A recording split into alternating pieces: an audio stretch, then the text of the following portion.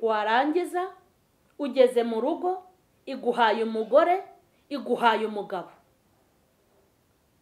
aho kugira ngo wubahirize inshingano zawe nk'umugore iwawe mu rugo ku mugabo wawe, aho kugira ngo wubahirize inshingano z'abagabo iwawe mu rugo ku mugore wawe, ugatangira ngo ingo z'ubu ni ukuzirindisha amasengesho, aho kugira ngo utange keya ikwiye gutangwa ugashoka iy'ibihuru. Ayo ni ay'ubugingo. Mana, ndasengera umutware wanjye umundindire, nirukanye za derira, nirukanye maraya kwa jina la Yesu, amaraso ya Yesu, uburinzi bwa Yesu bumbere ku mugabo, nirukanye abakobwa kuri we, nirukanye abagore, nirukanye ab'iburyo, nirukanye ab'ibumoso kwa jina la Yesu. Ugatwika abazimu, ugatwika abadayimoni badahari. Dore ka nkubwire, azaguca inyuma, aguce n'imbere, azaguca iburyo, aguce n'ibumoso. Kubera iki? Warasenze byonyine ariko ntiwubahirize inshingano zawe nk'umugore ngo ukorere umugabo.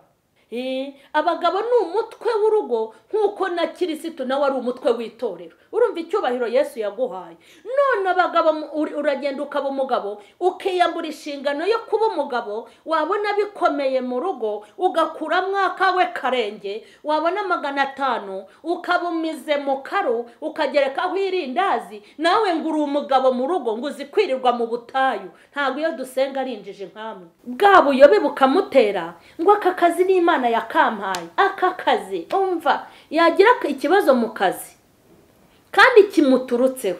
Aka kazi nagahawe n'Imana, yabimbwiye mvuye Kanyarira, yabimbwiye mvuye mu mazi byumba, intuma h'umuhanuzi irambwira ngo hari telefone y'umugisha numvise, maze mpita nkabona nta uzakankuraho. Ni ibi rero mbashaka kubigisha.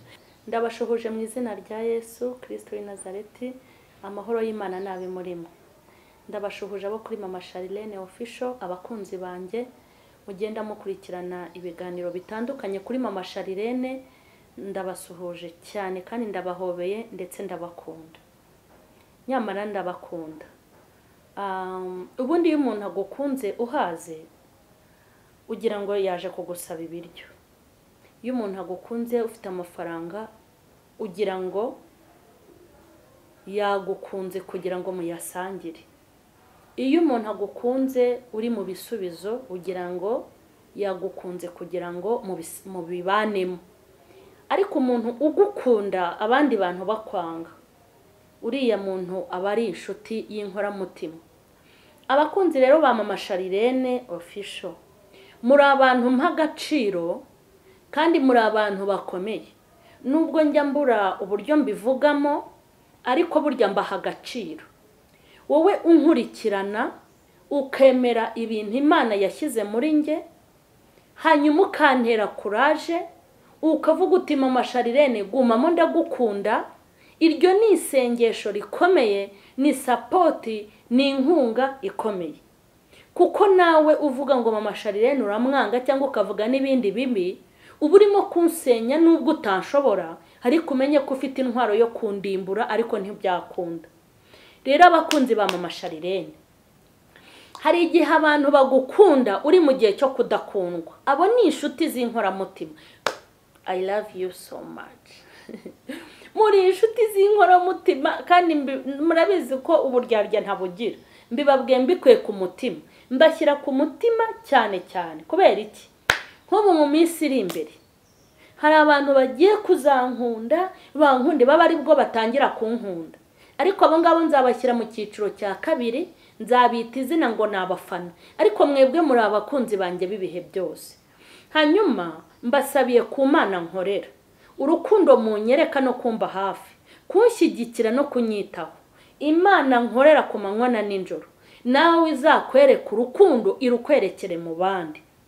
Nuhamagara uzabona ukwitaba, nutabaza uzabona ugutabara, kandi igihe cyose nawe Imana ijye iguha amaboko y'abandi, kuko nawe wayahaye M.Charlene ndetse n'abandi.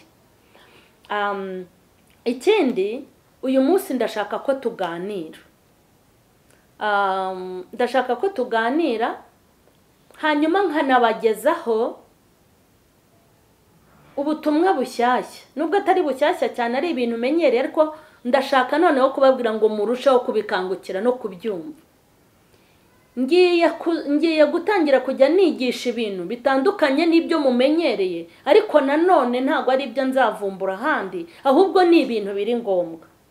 Nifata icyigisho nkaza kukwigisha umumaro w'isuku mu rugo iwawe, uzajya kuvuga ngo nigishije ngo sinafashe Bibiliya.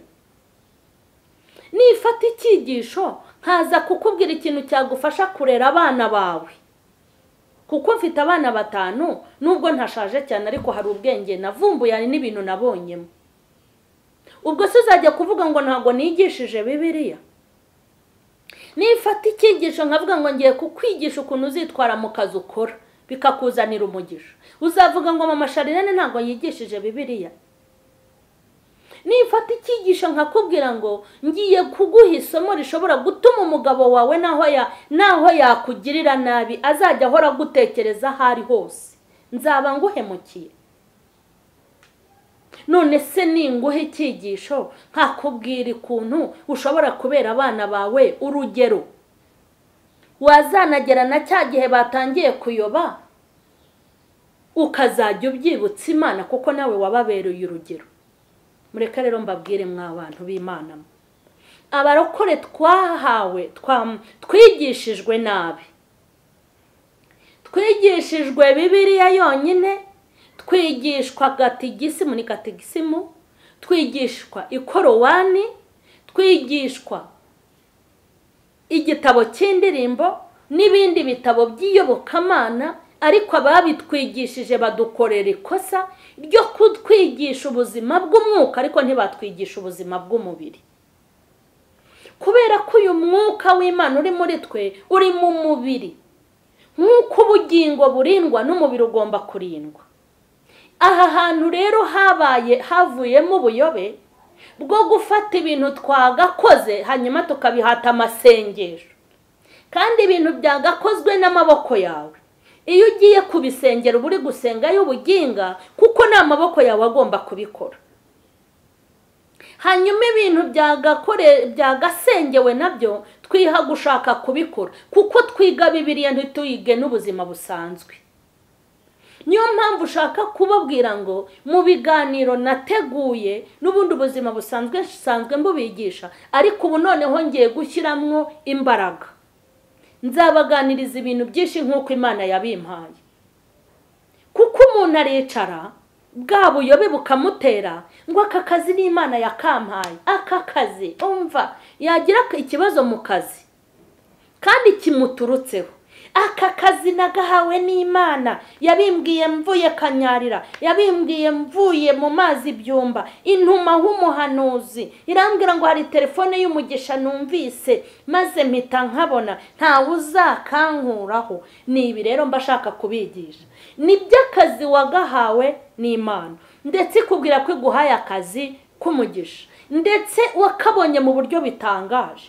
N'umuntu wese wabibwira yavuga ngo iyi ni Imana yari yururukiye. Ariko se reka nze nkubaze, Imana yiguhaye akazi, umva amasomo ashaka kubigisha, Imana yiguhaye akazi ubigenza gute? Ukarindisha amasengesho cyangwa ukarindisha kugakora neza? Ndashaka ibintu byo kumenyera ibintu bimwe ngo mama Charlene arasoma muri Matayo ngo ejo asome muri Yohana. Nzajya umva maze kubona ko Bibiliya mufite n'abayibasomera benshi, ngiye kujya mbigisha ubuzima cyane cyane kurusha ibindi bintu kuko niho mutsindirwa. Ni nayo mpamvu bamwe mugera ku kazi mugahita mukavaho. Kubera iki? Washatse akazi ukoresheje amasengesho, urashaka no kukabaho ukoresheje amasengesho, ariko kuramba ku kazi ni ukugakora neza, ntabwo ari ukugasengera byonyine. Kugasengera no kugakora neza, utagakoze neza kugasengera ntacyo biri bumare. Wenda usenga iminsi 7 yo kukarinda, wenda usenga iminsi 40 yo kukarinda, nutagakora neza mu roko ibyo wikaragamo ngo ni Imana yakaguhaye, bazakwirukana nta n'imperekeza baguhaye.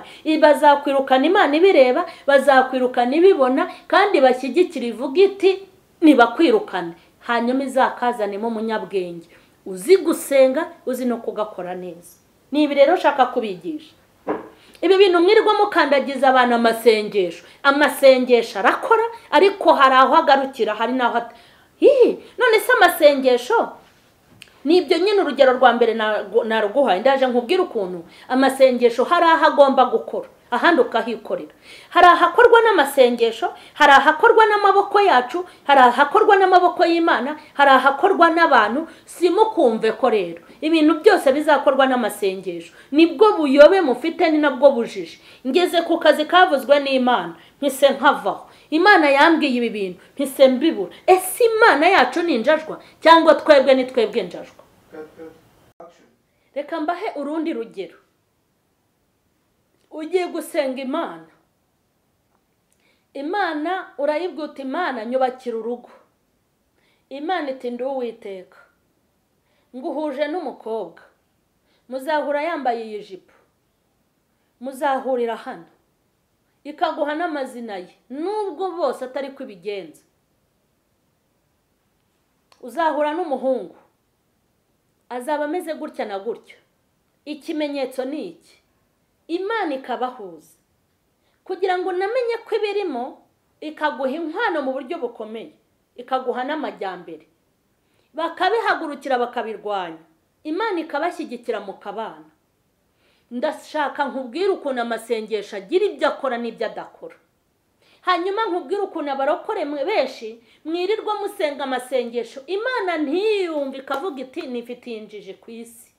Niyo mpamvu idushyiramo umwuka wo kugira ngo tubigishe. Hanyuma mugomba gutega amatwi, ntabwo Imana izava mu ijuru ngo ikwigishe. Ikindi, ntabwo ari wowe ugomba guhitamo abigisha bakwigisha. Iyo ugiye kwa muganga se uhitamo ukuvura, kereka utarwaye. Iyo ugiye kwa muganga inda ikumereye nabi, hari ubwo uvuga ngo ntuza bari wumbyaza. Iyo byakomeye wumva n'umutravailleze yaje, ibindi byose ni umurengwe. Iramuguhaye mukoze ubukwe mugeze mu rugo. Ndaje nkubwire ukuntu amasengesho hari aho akora n'aho adakora. Ariko mwebwe ibintu byose mwabishyizemo amasengesho. Kandi ikikubwira ko bidakwiriye ni uko musenga ntihagire igihinduka, kuko musenga y'ubugingo. Warangiza ugeze mu rugo, iguhaye umugore, iguhaye umugabo. Aho kugira ngo wubahirize inshingano zawe nk'umugore iwawe mu rugo ku mugabo wawe, aho kugira ngo wubahirize inshingano z'abagabo iwawe mu rugo ku mugore wawe, ugatangira ngo ingo z'ubu ni ukuzirindisha amasengesho. Aho kugira ngo utange keya ikwiye gutangwa, ugashoka iy'ibihuru. Ayo ni ay'ubugingo. Mana, ndasengera umutware wanjye, umundindire, nirukanye za Delila, nirukanye maraya, kwa jina la Yesu, amaraso ya Yesu, uburinzi bwa Yesu bumbere ku mugabo. Nirukanye abakobwa kuri we, nirukanye abagore, nirukanye ab'iburyo, nirukanye ab'ibumoso, kwa jina la Yesu. Ugatwika abazimu, ugatwika abadayimoni badahari. Iryo sengesho ntago ndipinze mu nyumve neza, ariko se reka nze nkubwire. Wibwira ngo uwo mugabo uri kurindisha amaraso ya Yesu uzamufata nabi, ureke kumwubaha, ureke Bibiliya ivuga iki? Bibiliya iravuga ngo bagore mugandukira abagabo muri byose. Uzareka kumugandukira muri byose? Ureke kumucira bugufi, ureke kumuhata keya, umuhata amasengesho? Dore ka nkubwire, azaguca inyuma, aguce n'imbere, azaguca iburyo, aguce n'ibumoso. Kubera iki? Warasenze byonyine, ariko ntiwubahirize inshingano zawe nk'umugore ngo ukorere umugabo. Niyo mpamvu rero, kuko wasenze gusa ariko ntutange keya, kuko wasenze gusa ariko ntukore icyo Bibiliya igutegetse ku mugabo wawe, azaguca inyuma uvuye mu y'itatu, aguca imbere uvuye mu y'irindwi, azaguta burundu kandi usenga ku manywa na nijoro. Rero aha hantu ni mu nyumve. Barokore mwige Bibiliya, mwige n'ubuzima busanzwe. hanyuma musenge, ibyo gusenga mu bisengere, ibyo gukoreshwa amaboko yanyu mu bikore. Nizere ko hano turi kumvikana. Imana iguhaye umugore waratagangaye. Ushatse umugore, umutungo wawe wimukanwa ufite ari ishati n'ipantaro n'inkweto nazo zahengamye. Imana irigwatirije iguhaye umugore mu buryo bw'ibitangaza. Igukuye ku musonga wararagaho, uko wagiraga umusonga wajyaga guhita ujya mu butayu, Mana wantabaye ukampa umugore. Iryo sengesho ukarisenga imyaka 15 n'imyaka 10 uri gusaba umugore. Imana yo mu ijuru yo kabyara iguha support, igutera inkunga, iguha umugore rwose iramukuzaniye. Aho kugira ngo umufate nk'amata y'abashyitsi, aho kugira ngo umufate nk'impano hawe n'Imana, aho kugira ngo umufate nk'umuntu wari ukeneye, utangiye kumubona uko byumva, utangiye kumubona uko ushaka, urangije utangiye kumutesha agaciro. Umugore atangiye kwifata nk'agakombe k'abana, utangiye gushoka y'ibishanga, utangiye gushoka y'ibihuru, utangiye kujya muri kanyarira, utangiye kujya mu rupfu, utangiye kujya banguka ngo utabare, utangiye kujya mu ibaba, utangiye kujya hehe mu myobo ya hehe na hehe. Ngo urimo urasengera umugore wawe ngo abazimu baramwuzuye, kandi abazimu bamurimo nabo wamupakiyemo. Hanyuma sereka nkubaze wa mugabo we, ndashaka kukubwira ngo amasengesho uri gusengera umugore wawe ntacyo ari bumare, ahubwo muzajya muva mu mwijima mwinjira mu wundi mwijima, kubera ko warasenze. Ariko Bibiliya ivuga iki? Iravuga ngo namwe bagabo mukunda abagore banyu nk'uko Kristo yakunze itorero akaryitangira, ngo kandi ngo bagabo ngo muri abatware b'urugo nk'uko Kristo nawe ari umutwe w'itorero. Yego, rero ikindi mugomba gukunda abagore banyu nk'uko Kristo ngo yakunze itorero akaryitangira. Kandi abagabo ngo muri umutwe w'urugo. Yego, abagabo ni umutwe w'urugo nk'uko na Kristo nawe ari umutwe w'itorero. Urumva icyubahiro Yesu yaguhaye. None abagabo uragenda ukaba umugabo, ukiyambura inshingano yo kuba umugabo, wabona bikomeye mu rugo ugakura mwaka we karenge, wabona 500 ukabumize mu karo, ukagerekaho irindazi, nawe ngo uri umugabo mu rugo ngo uzikwirirwa mu butayu. Ntabwo iyo dusenga arinjije nkamwe. Ubutayu usujyamo bukumariye iki?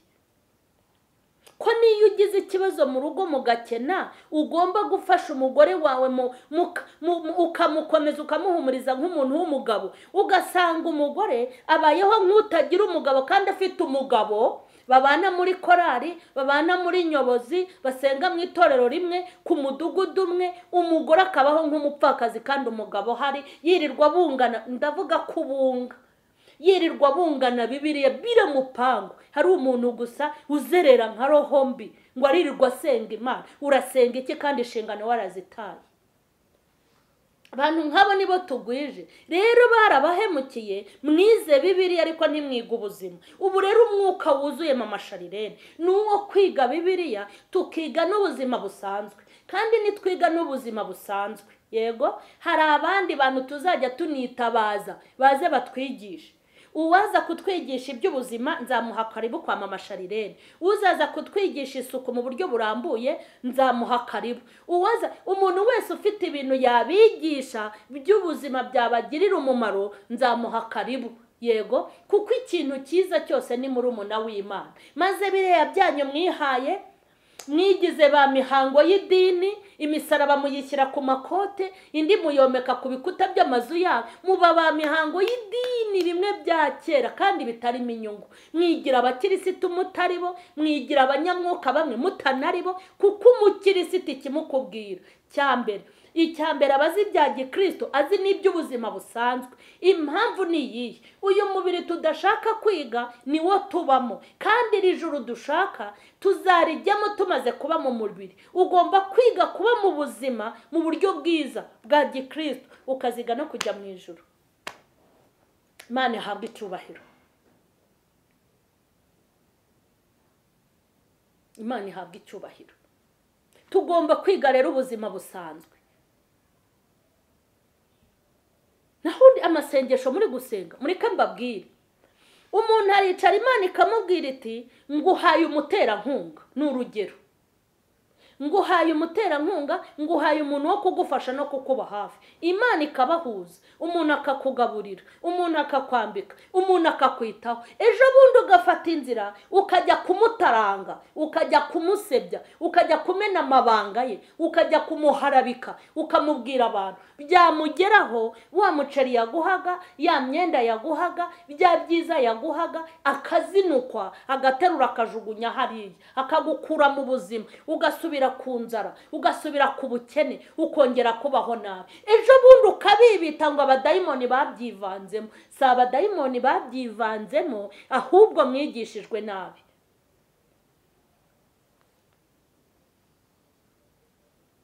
mwigishijwe nabi nimba umuntu umukureho umugisha ukamukuraho umugisha hita umufata neza musengere mwubahe kandi ubimwemerere umuntu reka nkubwire umuntu utumurya ugatumuryama ukishima uwo muntu ni inkwakuzi mu buzima bwawe ukwiye kumwubaha ukwiye kumucira bugufi ariko uramufata wasanga bamuvuga nawe ukamuvuga wasanga bamusebya ukamusebya ejo bikamugeraho hanyuma reka nkubaze iyo umaze kwitandukanya n'umuterankunga wawe ntuhita ufata inzira ukajya gusenga indi y'ubuginga Imana si ifite imigisha yo gupfa ubusa baroko nimwige kubaho nimwige ubuzima mwige kubaho ntabwo ushobora kuzabasha Bibiliya utarabashije ubuzima ubundi umuntu ushobora Bibiliya akagendana nayo agakorana nawe ni umuntu wagize ubwenge bwo kwiga ubuzima ni nayo mpamvu tukimara gukizwa ntabwo twahise twiga Bibiliya twahise twiga ubuzima bwa buzima bufasha iki Imana bufasha Imana iki budufasha guca bugufi budufasha gutandukanya icyiza n'ikibi budufasha gukorera Imana heza na habi niyo mpamvu iyo ukijijwe isomo rya mbere Imana ikwigisha ni iry'ubuzima kuko ubuzima n'ubugingo biruzuzanya niyo mpamvu hamagarwa warize Imana igahita igira gute Imana igahita igusubiza hasi ikakugira nk'umuntu utarize kugira ngo wige ubuzima niyo mpamvu hamagarwa waratese Imana ikagukuraho ubutesi iti ndashaka ko wiga ubuzima niyo mpamvu hamagarwa ufite ababodyguard Imana ikayashishimura amanyenyeri yose ikagushyira hasi kugira ngo banze wiga ubuzima niyo mpamvu hamagarwa witetesha uri umugore wagashize Imana igahita igushyira hasi kugira ngo wiga ubuzima iyo iguhamagaye uri umukobwa ibishyira hasi byose ukiga ubuzima iguhamagara urye gatatu ku munsi kakwigisha ubuzima ugatangira kubwirirwa amasomo y'ubuzima Imana iguhamagaye niyibanza kuguha n'umuntu itarigisha isomo ry'ubuzima iracyagushakira amakaye iracyagushakira amakaramu iracyagushakira igikapu izabirundamo kugira ngo ujye ku ishuri ntabwo Imana izakorana n'injiji tugiye gusenga ndumva ashaka kugusengera Bibiliya yonyine nta kizakumarira gusenga gusa ntabwo bihagije mwize Bibiliya mwize nabi mwigishwa Bibiliya no kujya mu ijuru ariko ntibadusobanurira mbere yuko tuzajya mu ijuru tuzabanza kuba mu isi tuzahaba gute neza iyo babidukorera tuba tugeze kure ubujiji bwinshi twagize nuko twagize abatwigisha Bibiliya ntibatwigisha ubuzima reka dusenge uramira amahirwe yawe kuba ugihumeka Imana ihabwa icyubahiro haracyari ibyiringiro ntacyo bitwaye burya ntabwo byarangiye ariko ndashaka kugusengera Imana ngo iguhe gufata isomo ry'ubuzima n'iry'ubugingo bizakorohera turagushimye mwami wacu Yesu tugushimiye ijambo rizima kandi ryiza riguturutseho tugushimiye impuguro nziza washyize muri twe kugira ngo ubwoko bwawe bumenye ndasenze mu izina rya Yesu sengeye abadukurikiranye muri aka kanya bagirire neza kuko uri umukozi w'umuhanga bahezagire kuko uri mwiza baramburira ukuboko kwawe ikiganza cyawe nikibagereho bigisha iby'ubwenge n'ubuhanga bigisha ibyo kumenya no gusobanukirwa nibarushaho kumenya no kubaha Uwiteka haleluya kandi nibamenye isomo ry'ubuzima kugira ngo bigishirize muri ubu buzima bahindukire abandi amasomo. Suka imbaraga z'umwuka wawe wo kumenya n'ubwenge. Ndabasengeye ngo mu mwuka n'umubiri bagubwe neza. Sengereye abakunzi ba M.Charlene official, sengeye abakurikirana ibiganiro, impuguro n'ijambo ryawe. Ndabasengeye kugira ngo bagirirwe neza n'Imana. Cyubahiro n'ikibi cyawe ni mu izina rya Yesu, amen. Imana nibaha umugisha, ndabakunda. Ndababwira ngo ibi bintu ntukabirebe wenyine, byaba ari ubusambo. Nkuko umenya ahantu hari agafi keza ukajyana inshuti yawe, iri jambo niwumva rigufashije hari aho rigukuye, hari undi ukeneye kubohoka, urifate urisangiza abandi, ushyire kuri stati, ubipostinge, hanyuma ubwami bwaguke, abantu bamenye Imana kuruta uko bayizi. Imana nibaha umugisha. Mukore subscribe, abatarayikora mukore share, mwandike ndetse aho hepfo kuri comment. Kindi hari urubuga rw'abagore mfite, abantu bashaka kujya ku rubuga rw'abagore n'abakobwa, mwatwandikira kuri comment cyangwa kuri nimero ngiye kubaha. Nimero yanjye ni 0783526668, 0783526668. Imana nibaha umugisha, amen.